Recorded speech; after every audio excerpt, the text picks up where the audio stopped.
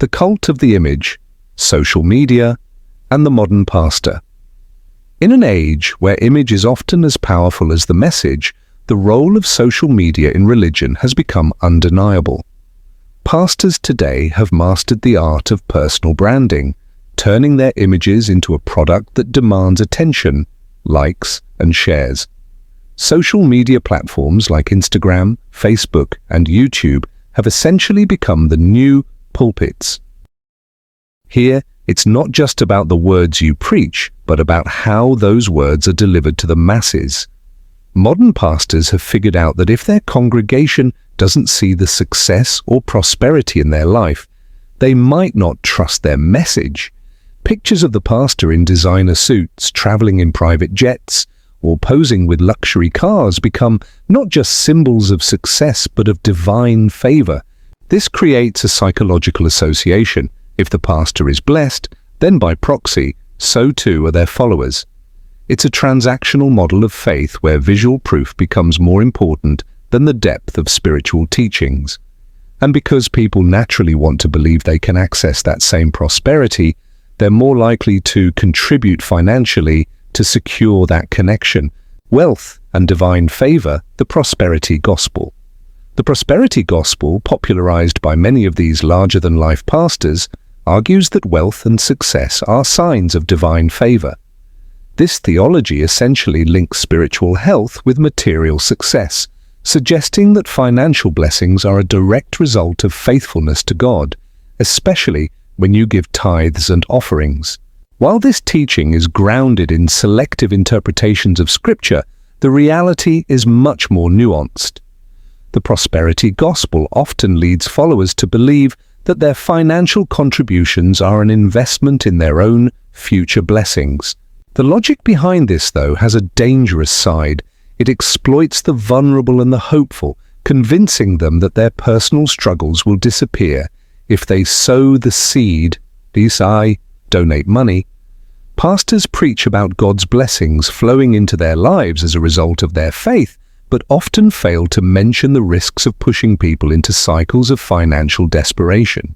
This is a system that profits off hope, fear, and the human desire for quick, tangible rewards, something the church, historically a place of solace and spiritual guidance, has transformed into a marketplace of ideas. 3. The performance of faith, charismatic preaching, and the showmanship of worship. A key feature of many modern churches is the performance aspect of preaching and worship. Charismatic pastors, known for their dramatic flair, have learned to turn the act of spiritual leadership into an entertainment spectacle. With booming voices, energetic gestures, and theatrical flourishes, these pastors understand that people crave a sensory experience, one that goes beyond passive listening to a sermon. This performance-driven model relies heavily on emotional engagement. The audience, or congregation, is encouraged to feel the presence of God, often through intense emotional experiences. There's a certain psychology at play here.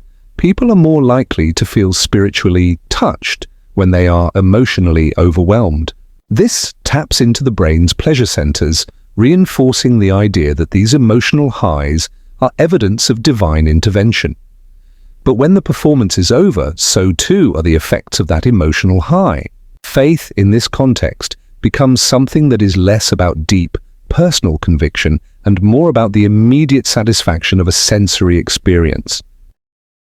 4. The market of miracles, the commercialization of faith.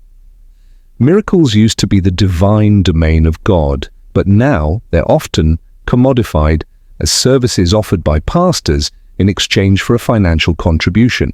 Consider the miracle water, a popular trend in many Pentecostal and charismatic circles, where pastors sell blessed water or anointed oil, claiming that it can heal, protect, or even bring prosperity. These products are marketed as tangible, accessible manifestations of divine intervention. While this might sound absurd to some, it's actually a brilliant business model. It taps into the human desire for control. By buying the right, holy item, followers believe they can influence their lives and outcomes, This is where the intersection of spirituality and consumerism becomes most evident. These products are sold under the guise of faith, but their real value lies in the psychological satisfaction they give to the buyer. It plays on the idea that spirituality, just like anything else in modern society, can be bought, packaged, and sold. 5. Spiritual fatherhood and authority. The pastor as a power figure. A key part of many modern churches is the concept of spiritual fatherhood, where pastors take on the role of a father figure to their congregation. This paternalistic dynamic positions the pastor as an unquestionable authority on both spiritual and sometimes even personal matters. In theory, this concept is rooted in the Christian idea of spiritual leadership, but in practice, it can easily turn into a mechanism of control. Followers are taught to submit to their pastor's authority, not just in matters of faith, but also in personal decisions. The line between divine guidance and personal agenda can become dangerously blurred. As a result, this system can create an unhealthy dependency where individuals feel that their personal success, relationship choices, and even financial decisions are tied directly to their pastor's approval. The logical issue with this structure is that it places a single human being in a position of unchecked power. It's a system ripe for manipulation, especially when such pastors are often insulated from accountability due to their perceived divine authority. 6. Faith, wealth, and the illusion of equality. The reality of many modern churches is that they are built on a pyramid structure.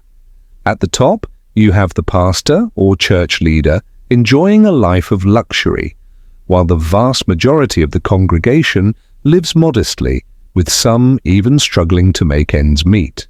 In this system, church members are often encouraged to give generously, sometimes to the point of financial hardship, under the promise that their generosity will result in material and spiritual blessings.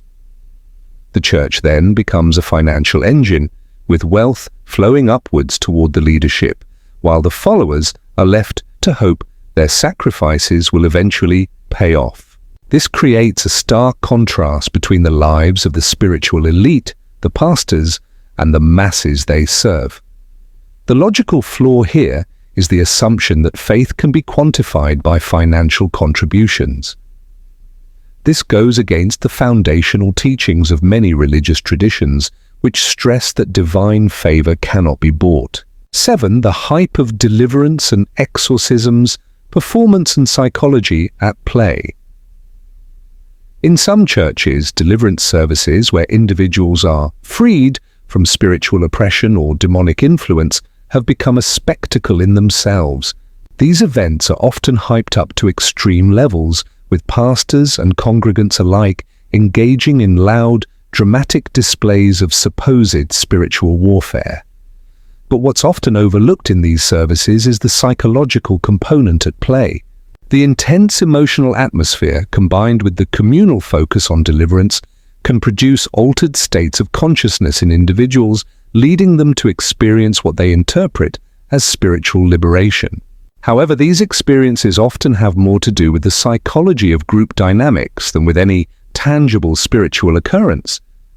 In some cases, the emotional highs of these services are deliberately cultivated to reinforce the pastor's authority and keep followers emotionally engaged and dependent. 8.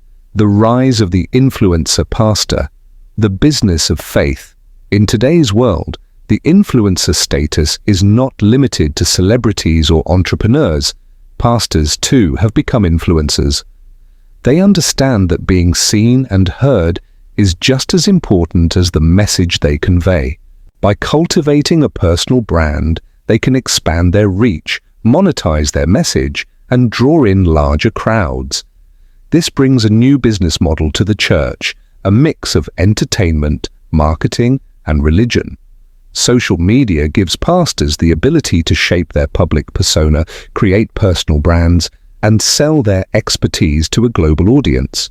This system turns faith into a service that can be marketed, packaged, and consumed, often without any deeper theological discourse or accountability.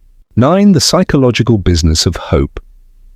At its core, this system is based on one of the most basic human needs, hope.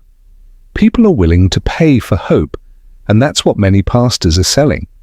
Hope for financial success, healing, or personal transformation. The truth is, hope is a powerful motivator, and when it's channeled correctly, it can lead to significant personal changes. But it's also easy to exploit. By capitalizing on people's desires for a better life, pastors can create an environment where faith is not just about salvation or spiritual growth, but about personal gain. This system exploits the vulnerability of individuals by offering them the illusion of control over their future through their contributions. 10.